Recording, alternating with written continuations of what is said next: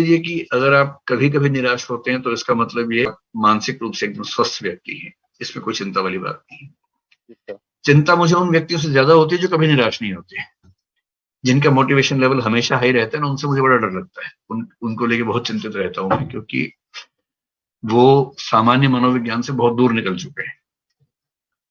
तो यदि आप दिन भर के 24 घंटे में एक आध घंटा निराश रहते हैं, 23 घंटे उत्साह से भरे हुए हैं, या महीने की बात करें तो महीने के आप 25, 26, 27 दिन उत्साह से भरे और 3-4 दिन थोड़ा सा डिमोटिवेटेड रहते हैं, अगर अनुपात ऐसा है तो आप मान के चलिए कि आप मानसिक रूप से एकदम स्वस्थ व्यक्ति हैं और आपको किसी इंटरवेंशन की जरूरत नहीं है।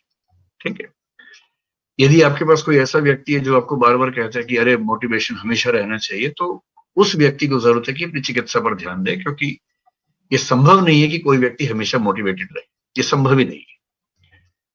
मतलब दुनिया का कोई भी व्यक्ति, अगर आपको लगता है कि नरेंद्र मोदी हमेशा मोटिवेटेड रहते होंगे, या स्वाधीनता संग्राम में महात्मा गांधी हमेशा या नेहरू जी हमेशा मोटिवेटेड रहते होंगे, तो ये बेकार की बात है। सिकंदर तक मोटिवेटेड नहीं रहता होगा, उसको भी बीच बीच में घबराहट होती होगी, निराशाएं होती होंगी, तो इससे कौन बच सकता है?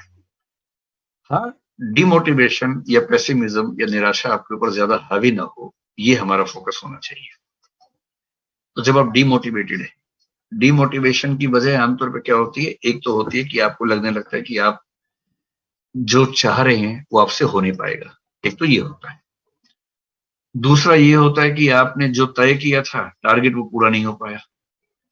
कभी कभी क्या होता है कि आपके आसपास कुछ लोग आपसे अच्छा परफॉर्म करते हैं, तो आपको लगने लगता है कि अरे मेरा कैसे होगा, इन सब की तुलना में मैं कहीं नहीं ठहरता हूँ। ये सब कारण ज्यादा होते हैं। कभी कभी आपको चिंता होती है कि अगर आईएएस नहीं हुआ, कोई बैकअप ऑप्शन तो है ही नहीं, फिर जीवन कैसे गुजारूंगा? या तो आईएएस या सड़क पे, ये तो बहुत बड़ा खतरा हो गया ना। इतना बड़ा खतरा लेके चलेंगे तो डर लगेगा ही। तो इन 3-4 चीजों को दूर करने के स्टेप बाय स्टेप तरीका ये है कि पहली बात, अगर आप किसी बहुत अच्छी आर्थिक पृष्ठभूमि से नहीं है तो एक बैकअप ऑप्शन साथ में लेके चलिए, उससे आपको डर कम लगेगा। अगर आपके पास एक प्लान बी है कि आईएएस बनूंगा, पीसीएस बनूंगा, अगर नहीं हुआ तो कम से कम ये तो मेरे हाथ में है ही, जिंदा तो रह ही लूंगा, परिवार को तो पाल ही लूंगा। ये भरोसा होते ही आपके डिमोटिवेटेड होने की एक वजह खत्म हो जाती है।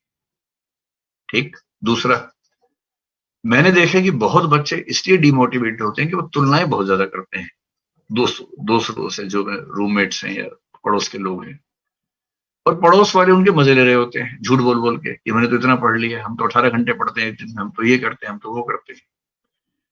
तो ऐसे लोग जो आपको बार बार डिमोटिवेट करते हैं, उनसे जितना दूरी बना सके बेहतर। रहीम कह गए हैं, रहीमन ऐसे नरम सो बैर भरी ना प्रीति, काटे चाटे श्वान के दुरु भांति विपरीति। जो व्यक्ति बुरी प्रकृति का है ना, उससे दूर रहिए, जो आपको परेशान करता है उससे दूर रहिए। वो तो खैर बहुत कठोर बात कह गए हैं कि जो कुत्ता होता है वो चाटे तो भी खतरा है, काटे तो भी खतरा है। दूर रहिए। कोई वो आपसे दोस्ती बढ़ाए तो भी दिक्कत है, दुश्मनी करे तो भी दिक्कत है। ऐसे व्यक्तियों के आसपास रहिए जो आपको मोटिवेट करते हैं, जो आपके दोस्त हैं, थोड़ा सहारा दे। पेरेंट्स से बात कर लीजिए, कुछ अच्छे दोस्त बचपन के हैं, उनसे लगातार संपर्क में रहिए, व्हाट्सएप पे बातचीत करते रहिए। एक वो है। तीसरा, टारगेट्स बनाइए मानवीय किस्म के। मैंने देखा है कि बच्चे टारगेट्स बनाते हैं पढ़ाई के जो एकदम दैवीय किस्म के टारगेट्स होते हैं। उनका टाइम टेबल देख के लगता है कि 24 घंटे में 2-4 सेकंड छोड़ के सारा फिक्स कर दिया है पढ़ाई को लेके। तो ऐसे टारगेट्स रखिए जो अचीवेबल हो, ऐसा शेड्यूल बनाइए जो मैनेजेबल हो, जो इंसानी किस्म का हो। दिन भर में 1 घंटा कम से कम रखिए गप मारने के लिए दोस्तों के साथ।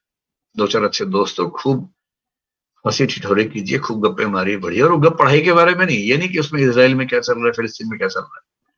वो गप एकदम अपने बारे में, दोस्तों के बारे में मारिए कि उसकी जिंदगी में क्या चल रहा है, उसकी बात बनी कि नहीं बनी, इस तरह की बातें कीजिए जो इस उम्र में शोभा देती है। जब मन ठीक रहेगा ना, मशीन बन के इस एग्जाम की तैयारी नहीं कर सकते, क्योंकि ये एग्जाम 2 दिन का नहीं है, 2 साल का एग्जाम है। आप 3 दिन के लिए मशीन बन सकते हैं। ग्रेजुएशन का एग्जाम है, 7 दिन का एग्जाम है, 7 दिन मशीन की तरह पढ़े, पास हो गए।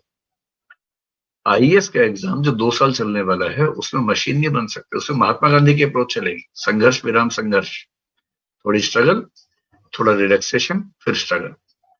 तो दिन में 1 आध घंटा रखिए दोस्तों के साथ गप मारने के लिए, सहज रहिए, अच्छे मोटिवेशन करने वाले लोग अपने आसपास रखिए, टारगेट छोटे रखिए, टारगेट्स पूरे कीजिए, थोड़ा बहुत कंपटीशन दोस्तों के बीच में करते रहिए।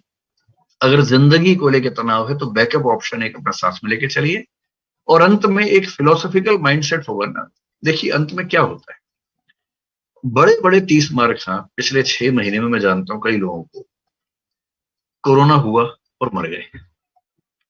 मतलब मैं उनमें से कुछ ऐसे व्यक्तियों को जानता हूं कि सोच के घबराहट होती है। कई आईएएस थे, कुछ आईएएस जो अपने राज्य की टॉप लेवल पर थे, चीफ सेक्रेटरी थे, आईएएस एसोसिएशन के अध्यक्ष थे, किसी जिले में कलेक्टर थे, पूरी ताकत उनके पास थी। अपने राज्य के, दिल्ली के कोई हॉस्पिटल में कोई डॉक्टर ऐसा नहीं होगा जो उनकी पूरा ध्यान न रखे। इतनी ताकत, इतनी शोहरत, इतना सब कुछ होने के बाद क्या हुआ, एक वायरस आया, लेके चला गया। जब आप अपने आसपास ऐसी घटनाएं देखते हैं, हाइडेगर नाम के एक दार्शनिक ने बड़ी अच्छी इसकी व्याख्या की है, इसको नथिंगनेस कहते हैं, शून्यता। सपने बहुत ऊंचे रखिए, लेकिन साथ में एक भाव मन में लेके चलना चाहिए, मैं तो लेके चलता हूं, मेरा ख्याल है सबको लेके चलना चाहिए, और वो ये कि भाई कोशिश पूरी करेंगे, जम के करेंगे, कोशिश में कोई कमी नहीं। लेकिन साथ में ये मान के चलिए कि ऐसा हो सकता है कि आपका सपना पूरा ना हो, क्योंकि सारे सपने किसी के पूरे नहीं होते, हो सकता है ना हो पाए। नहीं भी हो पाएगा ना, तो जिंदगी ठीक से गुजारेंगे, जिस रास्ते पर चल पड़ेंगे वही बढ़िया रास्ता बना लेंगे, ये भरोसा रखिए। और मैं ऐसे कम से कम 50 लोगों को जानता हूं जो आईएएस नहीं बने, और अच्छा हुआ कि आईएएस नहीं बने, वो आईएएस न बन के ज्यादा बड़ा काम कर गए जो आईएएस बन के शायद ना कर पाते। तो कोशिश पूरी कीजिए, लेकिन मन में रखिए विश्वास कि जो होगा अच्छा होगा, और मैनेज कर लेंगे, किसी भी रास्ते पर चल के अच्छा काम कर लेंगे। आजकल सबसे अच्छी बात यह है कि इतने सारे अवसर हैं, हर फील्ड में इतने अवसर हैं कि आप किसी भी रास्ते पर चल के कुछ कमाल कर सकते हैं। इतने मौके किसी पीढ़ी को पहले नहीं मिले जितने आपके सामने हैं। तो खुद पे भरोसा रखिए और परिस्थितियों पे भी रखिए, सब बढ़िया होगा।